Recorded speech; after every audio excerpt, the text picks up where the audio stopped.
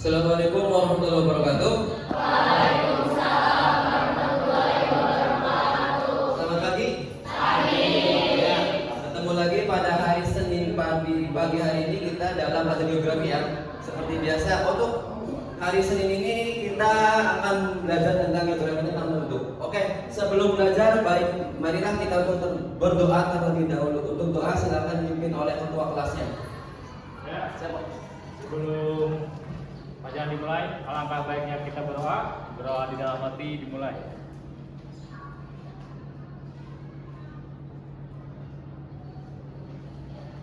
Berdoa selesai. Salam. Assalamualaikum warahmatullahi wabarakatuh. Gimana kabarnya anak-anak? Baik. Seperti biasa sebelum belajar Bapak akan memotivasi kalian terlebih dahulu. Jika di persentase semangat belajar kalian berapa persen?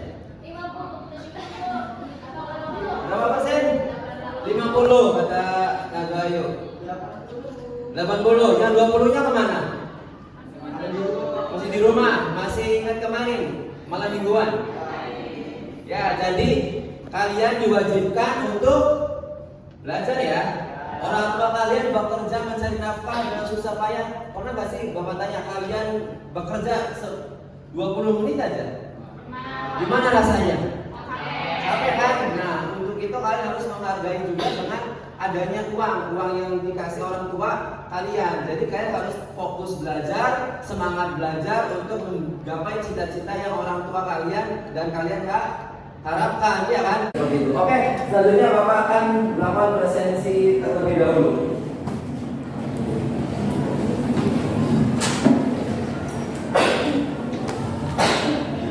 Kelas 11 untuk Azalea, Alia, minggu lalu atau Bapak yang sering dulu. Oke, perhatikan kata-kata Bapak di depan. Bapak akan meng-ice breaking kalian supaya kalian lebih fokus belajar. Coba ikutin kata-kata Bapak. 1, sate, 7, tusuk. Coba dibaca, diucapkan yang lebih cepat. 1 sate 7 tusuk, 1 sate 7 tusuk, 1 sate. Lebih cepat lagi. 1 sate 7 tusuk, 1 sate 7 tusuk, 1 sate 7. Ya, udah berarti kan udah fokus ya. Ada yang ini nggak bacanya keselip? Oh, ada yang berarti fokusnya belum 100%. Oke, perhatikan kata Bapak satu lagi. Perhatikan ya. Tata, titi, itu, tati. Tata, titi, itu, tati. Coba, ada berapa huruf T pada kata itu? 1. Kan tata, titi, itu, tati. Ada berapa? Berapa Deva ini? Ini 4, yang ini 8. Novita berapa? 8. Yang benar coba perhatikan. Ada berapa huruf T pada kata itu? Tata, tati, itu, tita. Jawabannya adalah yang jawab 8 siapa tadi? Yang jawab kurang tepat, terlalu banyak. Yang jawab 2. Larissa 2. Kata apa aja? Saya tadi Bapak ngomongnya ada berapa T di dalam kata itu. Kan kata itu. Kata sama itu. Oke, berarti 2 ya. Benar kan 2? Kurang tepat. Yang benar adalah 1. Kata itu, bukan kata itu. Karena persepsi pertemuan berikutnya apa sebelumnya? Melakukan mengulas kembali. Bapak tanya pertemuan sebelumnya membahas tentang pertumbuhan penduduk. Coba siapa yang bisa jawab? Ada berapa faktor pertumbuhan penduduk? Siapa yang mau menjawab? Siapa aja? Ada berapa faktornya? 3. Ada 3. Apa jawabannya rebutan? Bukan rebutan apa? Barang-barang satu aja dong, cuma tangan. Ada berapa Larissa? 3. Benar kan 3? Ya betul. Yang pertama kelahiran, kematian dan migrasi. Betul. Jadi faktor penduduk. Peserta didik mampu menganalisis masalah kependudukan. Jadi masalah sekarang ada yang dibahas adalah menganalisis masalah kependudukan yang ada di Indonesia. Jadi negara kita negara Indonesia, jadi memiliki beberapa masalah. Masalah pendudukan di Indonesia setelah ditampilkan gambar dan video pembelajaran dengan tepat. Jadi Bapak akan menampilkan beberapa gambar dan penjelasan berupa video. Yang kedua, tujuannya adalah peserta didik mampu menganalisis faktor, dampak, dan solusi untuk mengatasi masalah. Jadi yang kedua adalah untuk mengatasi masalah-masalah yang di Indonesia, bisa dari faktornya, dampaknya, begitupun solusinya yang akan kalian analisis. Jadi Bapak harapkan kalian untuk berpikir kritis, berpikir aktif untuk dalam proses pembelajaran sekarang ini. Jelas ya? Harapan kalian untuk berpikir kritis, berpikir aktif untuk dalam proses pembelajaran sekarang ini. Jelas ya? Baik, Bapak di sini akan memberikan asesmen diagnostik.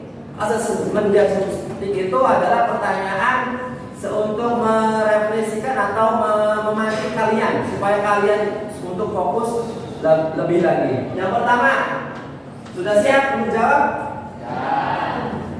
Indonesia dilihat dari jumlah penduduknya berada pada urutan nomor berapa jumlah penduduknya jika dilihat dari negara terbesar di dunia? Ada yang bisa jawab? Novita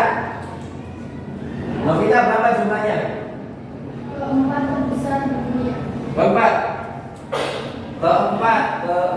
berarti kalau keempat berarti bukan nomor satu ya? Bukan ya, berarti ada ada 3 negara lagi yang lebih besar dari Indonesia. Benar nggak? Fokus ya. Pernahkah kalian merasakan peristiwa seperti ini? Ini peristiwa apa sih? Macet.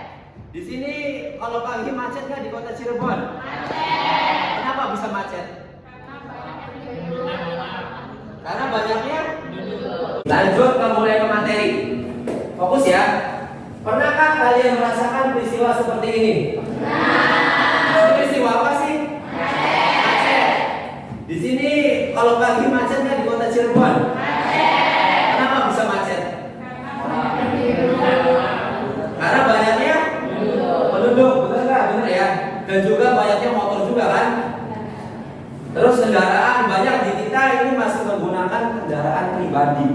Harusnya kalau di Jakarta itu lebih dianjurkan menggunakan fasilitas umum kayak Transjakarta, MRT dan lain sebagainya, ya kan? Sekarang di Cirebon kita untuk mendapatkan sepeda motor itu sangat mudah dengan cara dikredit, ya kan, seperti itu. Itu membuat seseorang untuk memiliki atau pengen memiliki kendaraan secara pribadi seperti itu. Nah, sebaiknya untuk mengurangi polusi dan mengurangi kemacetan sebaiknya menggunakan angkot. Cuman apa sih kurang yang namanya angkot itu kadang lama, ya kan, seperti itu. Mengapa bisa terjadi? Ya karena tadi jumlah penduduk semakin banyak, ya kan, seperti itu. Sementara jalanan itu semakin sempit. Karena apa? Semakin banyak rumah-rumah penduduk. Kita tahu sendiri di sekitar SMA 5 dulunya itu 10 tahun yang lalu masih banyak sawahnya. Cuman sekarang sudah banyak perumahan seperti itu. Jelas ya?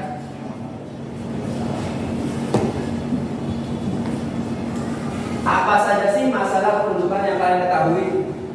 Apa yang masalah kependudukan yang kalian ketahui? Ekonomi, kenapa sama betul ekonomi? Kenapa ekonomi?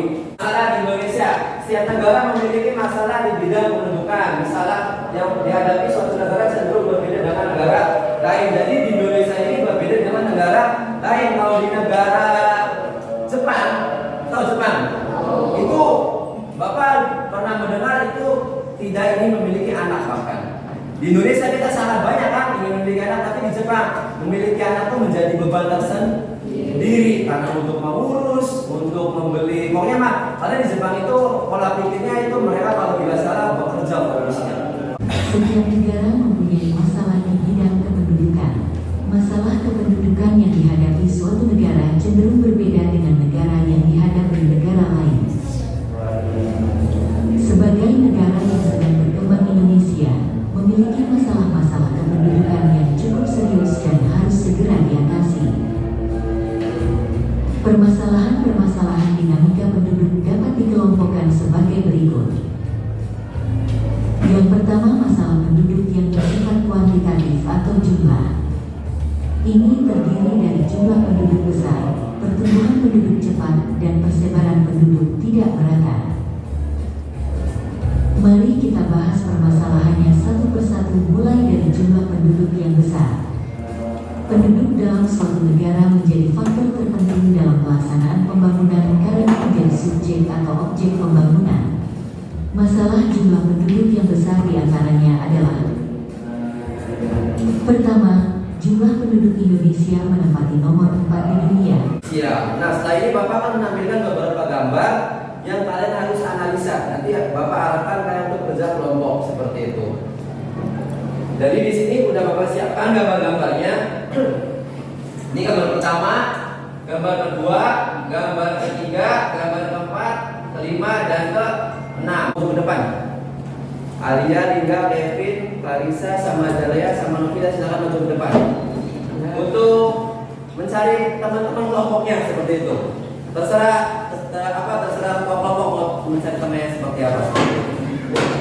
Nanti Bapak akan bagikan LKPD-nya.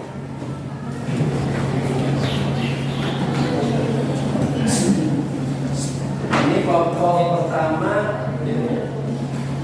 ini kelompok kedua, kelompok ketiga nanti ditulis. Kelompok tiga mana tiga? Tiga siapa tadi? Tiga itu nggak bisa kalau besar. 4, 5, nanti ditulis namanya. Kelompok 5, kelompok 6. 6 siapa 6? Kevin ya, oke. Jadi silakan berkumpul sesuai dengan kelompoknya. Sekarang mejanya kita silakan mejanya ditulis di tengahnya untuk diambil. Jadi satu kelompok itu maksimal 5 orang. Satu kelompok maksimal 5 orang.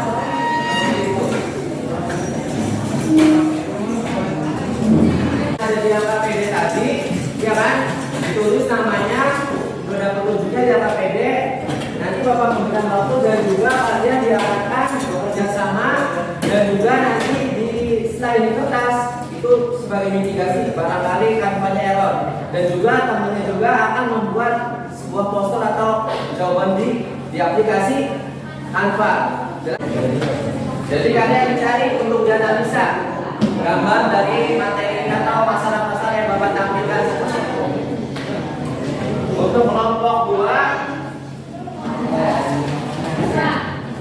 sudah.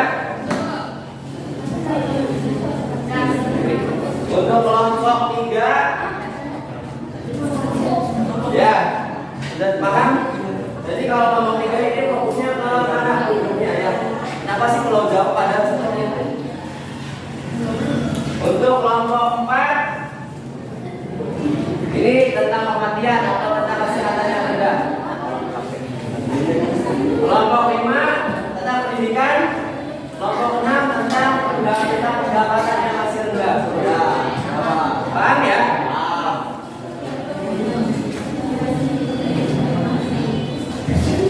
Jadi kalian diharapkan untuk menganalisa gambar-gambar yang ada pada tadi. Jelas? Silakan dituangkan di Canva, dicari solusinya apa, faktornya apa, solusi dan dampaknya. Jika kurang jelas silakan tanya saja.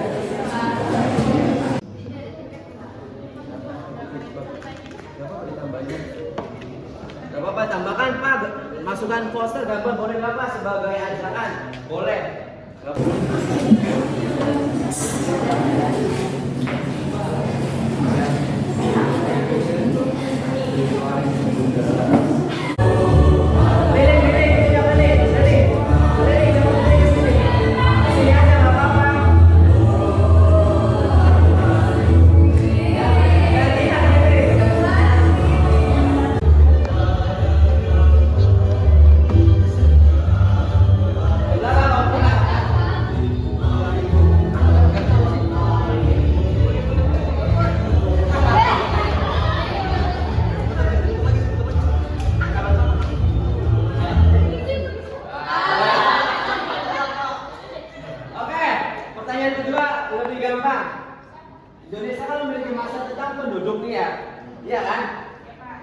pemerintah menganjurkan kepada setiap anggota kepala keluarga untuk memiliki berapa jumlah anak? 2 anak saja cukup. Benar nggak 2 anak cukup? Memperhatikan punya kelompok kami ya Tentang apa? Judulnya tentang apa?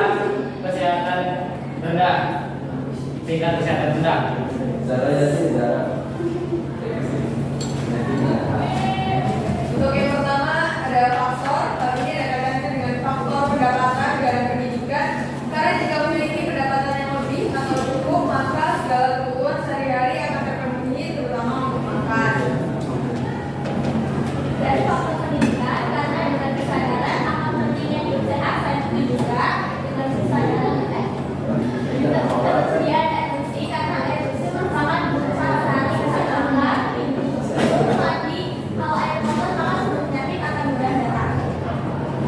Dampaknya, karena daerah yang terpencil, hal ini berkaitan dengan jumlah fasilitas kesehatan, masih sering terjadi persalinan yang di luar tenaga medis. Maksudnya, kelahiran melalui bantuan figur beranak atau orang yang dipercaya untuk proses persalinan, walaupun anak tersebut tidak punya latar belakang di bidang kesehatan, alhasil masih terjadi kematian ibu dan anak dalam proses persalinan.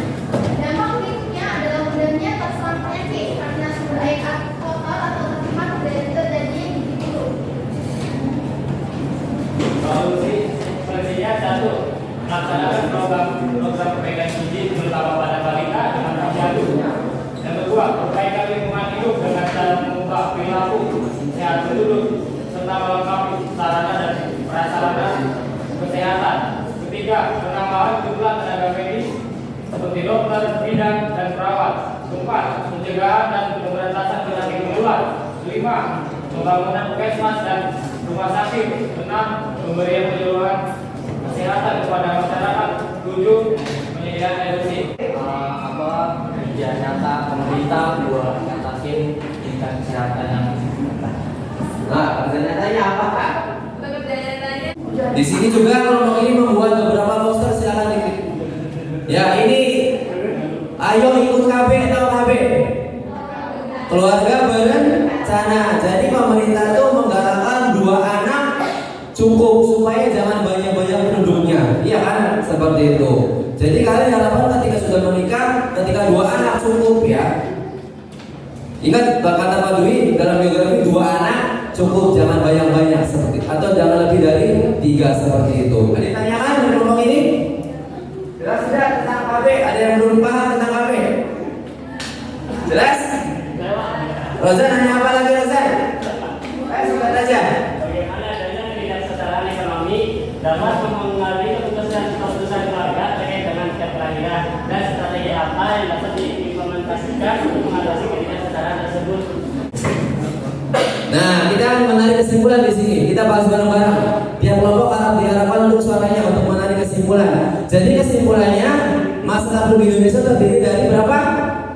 Dari 6 ya. Ada yang kuantitatif, ada yang kualitatif. Yang pertama, jumlah penduduk yang besar. Bener kan? Tadi solusinya apa? Solusinya kelompok yang pertama, jumlah penduduk yang besar. Solusinya, bacakan saja. Solusi pemukiman kumuh di Jakarta adalah dibuatnya rumah susun dan pemberdayaan supaya mereka bisa mendapatkan kerjaan yang layak. Satunya? Pemerintah bekerjasama dengan pihak Oh iya. energi membuka lapangan pekerjaan bisa seperti pabrik. Iya, jadi yang pertama itu jumlah penduduk yang besar itu pemerintah juga harus menggalakkan bekerjasama dengan pihak asing untuk asesmen formatif. Silakan dikerjakan di classroom menggunakan Bapak sudah siapkan Google Form-nya.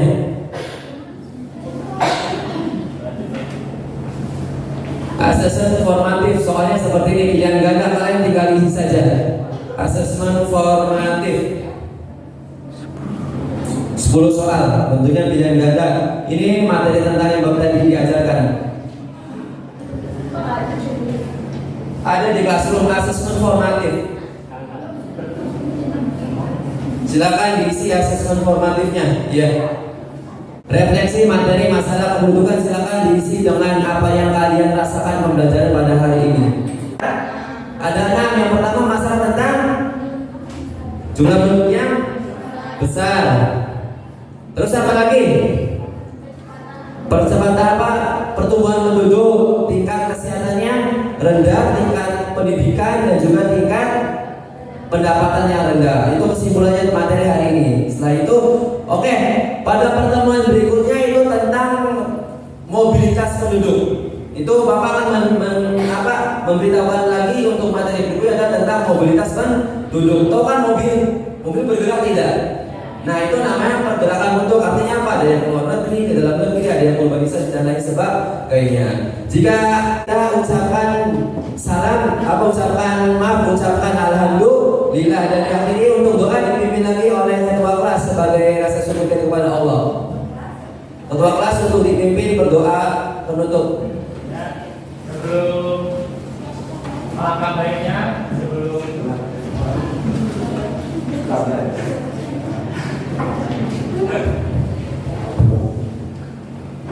alangkah baiknya setelah akhir pelajaran, mari kita berdoa dulu. Berdoa di dalam hati dimulai.